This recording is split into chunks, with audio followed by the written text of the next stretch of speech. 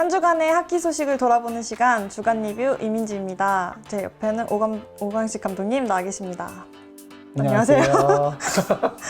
네, 저희 조합이 드디어 완성이 됐는데 좀 건강 때문에 시청자분들 걱정 많으셨을 것 같은데 요즘 어떠세요? 뭐 컨디션은 많이 회복했고요. 잔기침은 좀 남아있지만 이제는 좀 멀쩡해졌어요. 네, 다행이네요. 네, 그럼 어떡해요? 지난주 3개 시리즈가 다 일본에서 펼쳐졌습니다. 먼저 쿠시로 시리즈부터 살펴보겠습니다. 이스트 홋카이도 크레인즈와 도호쿠 프리블레이즈가 맞대결을 펼쳤습니다. 지난 9월에 있었던 맞대결에서도 박빙의 승부를 펼쳤던 양팀인데요. 먼저 1차전에서는 프리블레이즈가 4대3 연장 승리를 거뒀습니다. 다나카료가 2골을 뽑아냈고 최고참 오바라 다이스케는 연장에서 귀중한 결승골을 뽑아냈습니다. 2차전에서는 다시 크레인스가 서륙했습니다. 4대1로 승리한 크레인스고요. 선제골을 먼저 내줬지만 3피리어드 3골을 몰아치며 역전승을 거뒀습니다. 이번 시리즈 1승씩 나눠 가진 양팀이었는데요. 이번 시리즈 어떻게 보셨나요? 저는 일단 확실히 크레인스는 홈 경기에서 강하다는 걸 또 많이 느꼈었고, 약간 아쉬움이 있었던 건 양팀 모두 약간 골리에 어떤 약점이 많이 드러나는 시리즈지 않았나 싶었습니다. 물론 프리블레이즈가 이제 귀중한 첫 승을 따내면서 본인들의 어떤 절실함을 보여주는 경기력을 첫날 보여줬지만, 첫날, 둘째 날 두 경기 모두 크레인스는 홈 경기에서 또 좋은 활약을 보여줬기 때문에 이제서야 좀 몸이 풀리지 않았나라는 생각을 또 하는 시리즈가 됐었습니다. 다음에 살펴볼 시리즈는 니코 아이스벅스와 레드 이글스 홋카이도의 맞대결입니다. 토요일 경기에서는 테라오 유리의 1골 1도움 활약으로 3대2 한 점 차 승리를 가져갔던 아이스벅스였습니다.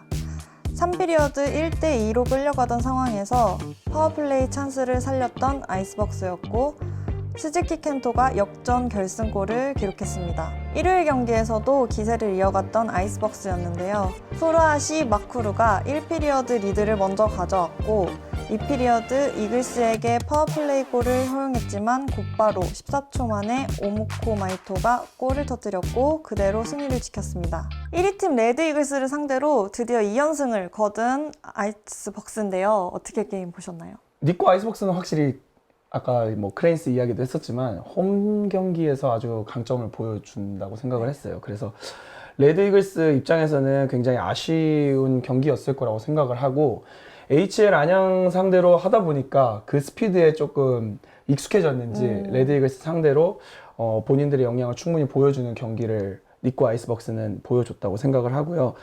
요번에 아시아리그 팬분들은 좀 재밌게 보셨을 것 같아요. 왜냐면 후라시 마쿠루 선수도 그렇고 레드 이글스의 다른 선수들도 마찬가지지만 스타 플레이어들의 좀 돋보이는 경기력이 보였던 경기 그 시리즈지 않았나라는 생각을 했습니다. 드디어 니코 매직이 먹혔네요. 그러니까요. 니코 매직은 항상 오렌지 매직이라고 하잖아요. 네, 맞아요. 그 오렌지 색깔의 물결이 아무래도 버프 효과가 좀 있는 것 같습니다. 마지막으로 살펴볼 시리즈는 요코하마 그리치와 HL 안양의 시리즈입니다. 먼저 토요일 경기에서는 1피리어드 초반 역습 상황에서 2연승의 선제골이 있었습니다. 1피리어드 후반에는 수비하는 과정에서 선발로 나섰던 황현우 골리가 부상으로 교체 아웃되었고 이후 맷달튼으로 교체되었고요. 2피리어드 중반에는 김기성과 일찌감치 라인 교체를 하고 들어온 이영준이 김상욱의 패스를 받아 추가골로 완성하면서 2대0 스코어를 만들었습니다. 이후 끝까지 무실점으로 경기를 주도하던 HL 안양이었고 결국 2대0 완봉승을 거뒀습니다. 이어서 일요일 경기에서는 1피리어드부터 매서웠던 HL 안양이었습니다. 송종훈, 김상욱, 안진희, 이현승이 각각 한 골을 기록하면서 일찌감치 4대0으로 앞섰고요. 2피리어드 2연승, 3피리어드에는 안진희, 이주영이 추가골을 기록하면서 7대0 또다시 완봉승을 거뒀습니다. 요코하마 시리즈까지 수입을 하면서 7연승을 이어왔던 HL 안양입니다. 어떻게 경기 보셨습니까? 일단 HL 안양의 상승세는 앞으로도 좀 이어지지 않을까라는 생각을 했고요. 왜냐면 첫 번째 라인부터 네 번째 라인까지 공격진들의 골고루 포인트가 나오는 그런 어떤 고무적인 모습도 많이 봤고, 그리고 두 번째 라인의 루키 라인 같은 경우에 지난번에도 말씀을 드렸었지만 굉장히 에너지를 가지고 본인들 역할을 충분히 해내고 있는 모습을 보여줬거든요. 그리고 그 송정훈 선수 같은 경우에는 이번에 그런 에너지를 이용해서 또 득점까지, 데뷔 득점까지도 만들어냈고, 그리고 뭐 오인규 선수의 뭐 작은 부상 때문에 그럴 수도 있지만 또 한승호 선수의 또 활약이 첫 경기였거든요. 이번 토요일 날 경기가 그 경기도 굉장히 저는 앞으로 굉장히 그 촉망받는 선수가 될 것 같다라는 생각을 했고요. 일단 HL 안양 입장에서 봤을 때는 지금 수입 또한 뭐 앞으로의 연승을 계속 이어가는데 그냥 징검다리일 거라고 생각을 하고, 예.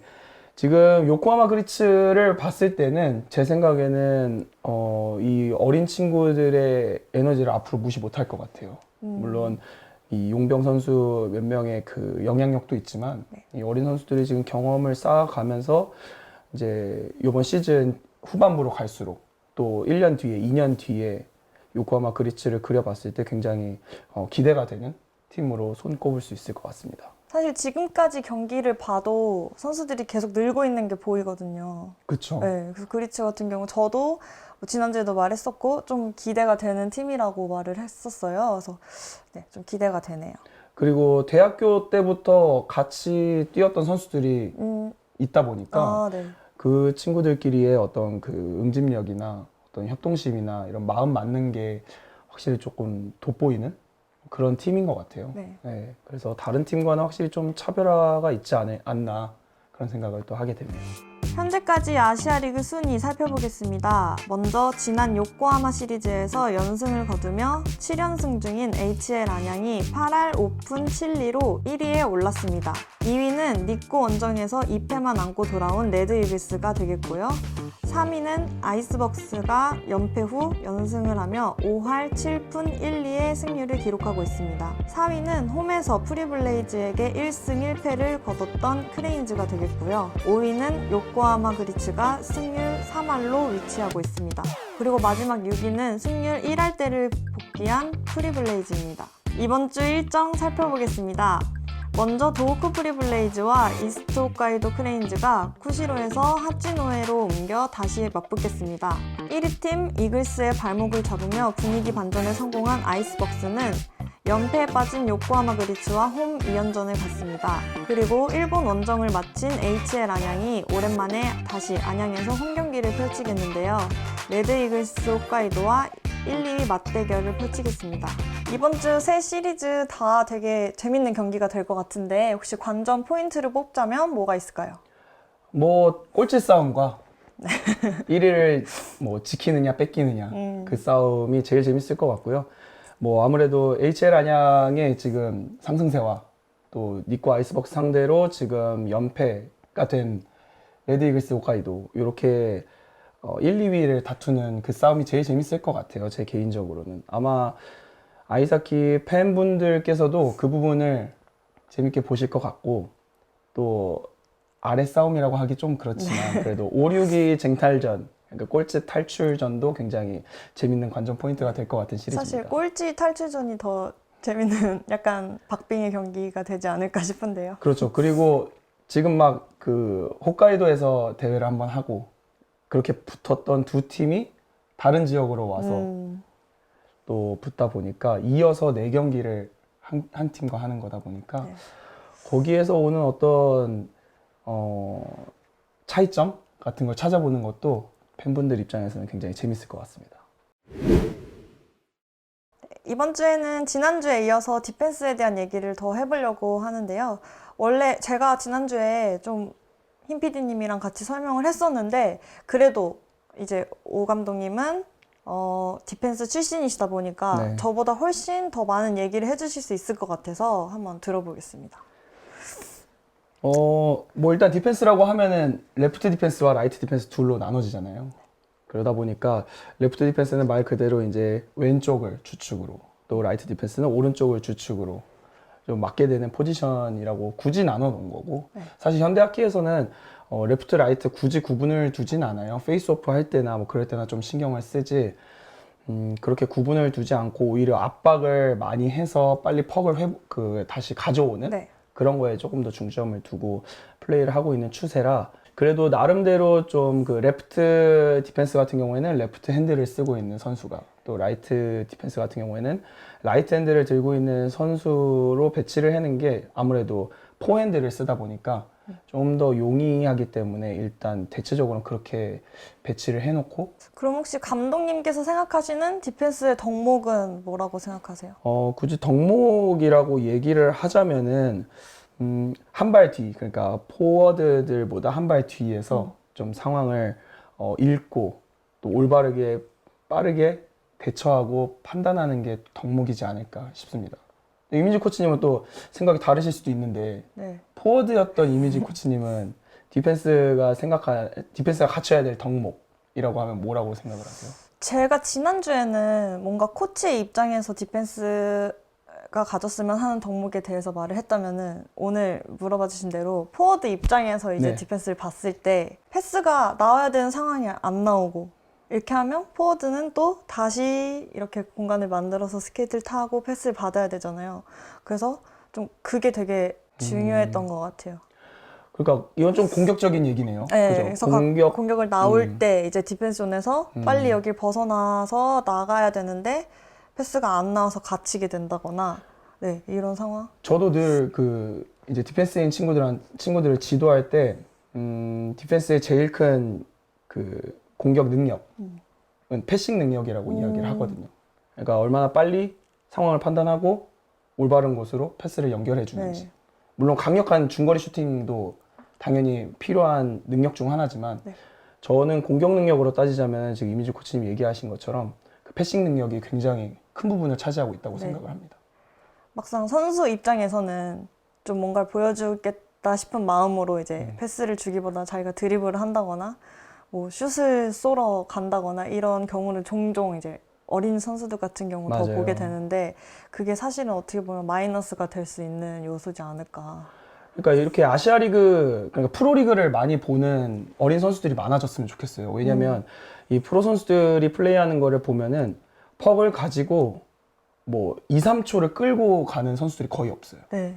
잡으면 일단 주고 또 달려나가서 다시 받고, 또 받으면 겨우 움직여봤자 두세 발자국 움직이고, 그 사이에 패스기를 찾지, 절대 퍽 가지고 무리해서 상대를 멋있게 화려하게 뭐 제껴가지고 플레이하고 그러는 경우는 정말 적거든요. 그죠? 네.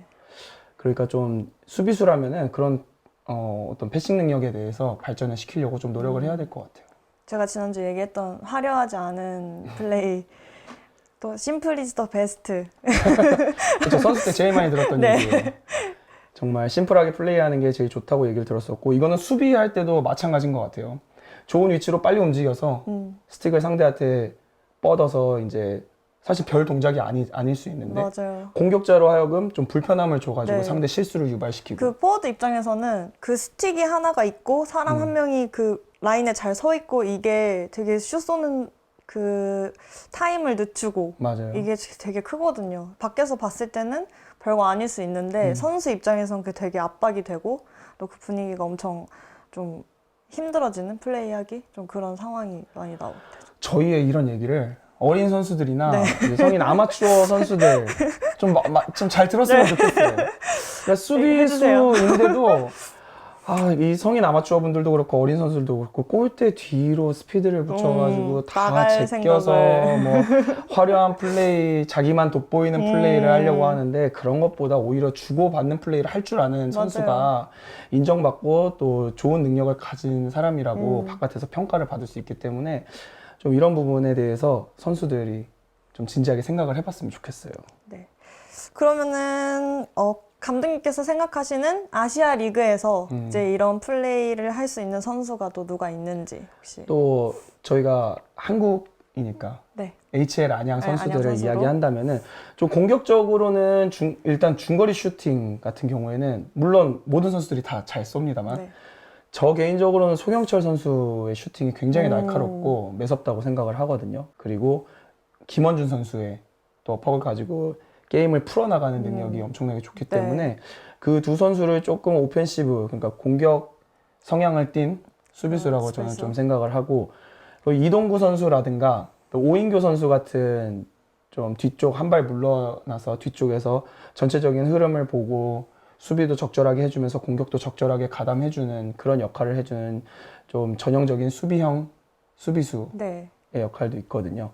그러니까 이런 부분을 봤을 때 물론 공격을 가담을 안 하는 건 아니지만 공격 가담했을 때 효과적으로 그 효과를 내고 또 수비할 때는 자기 본연의 포지션 역할을 충실히 수행해내는 그런 선수들이 다 모여있는 게 또 HL 안양인 것 같아요. 그렇죠.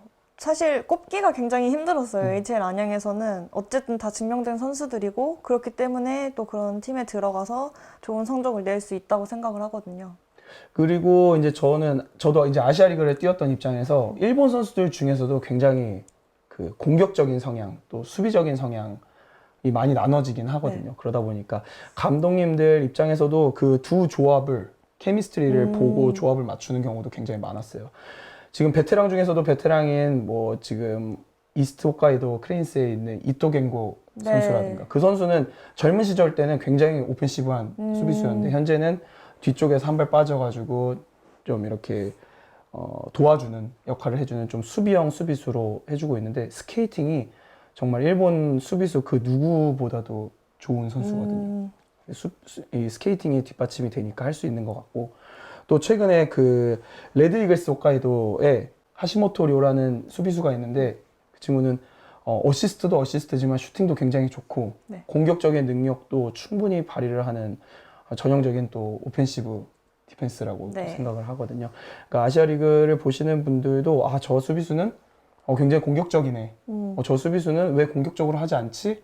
하면서 그 수비수들의 성향을 한 번씩 파악하면서 보는 것도 네. 또 재미의 요소일 것 같아요. 근데 지금 말씀하셨다시피 저 선수는 왜 수비적으로 하지가 절대로 못하거나 그렇죠. 네, 실력이 없어서가 아니라 오히려 더 상황을 보고 판단을 해서 그런 플레이를 하는 거라고 좀 생각을 하셔야 될 것 같아요. 그 선수들이 그렇잖아요. 그 플레이를 할 때 아, 내 역할은 여기에서 이 라인에서 내 역할은 이 팀에서 내 역할은 이런 어떤 생각들이 있기 때문에 네. 프로 선수들 정도 되면은 그 선수들 개개인들이 움직이는 그 움직임 하나하나에 다 좀 의미가 있다고 생각을 해도 괜찮을 맞아요. 것 같아요. 네, 주간 리뷰 5회 저희 준비한 소식 여기까지고요. 날씨가 엄청 추워졌어요. 갑자기 겨울 날씨가 됐는데 다들 몸 조심하시고요. 릭오 감독님처럼 아프시면 안 되고요. 오늘 또 제가 처음으로 진행을 맡았는데 조금 부족했지만 또 더 열심히 준비해서 다음 화에는 조금 여유롭게 할 수 있도록 해보겠습니다. 오늘 어떠셨나요?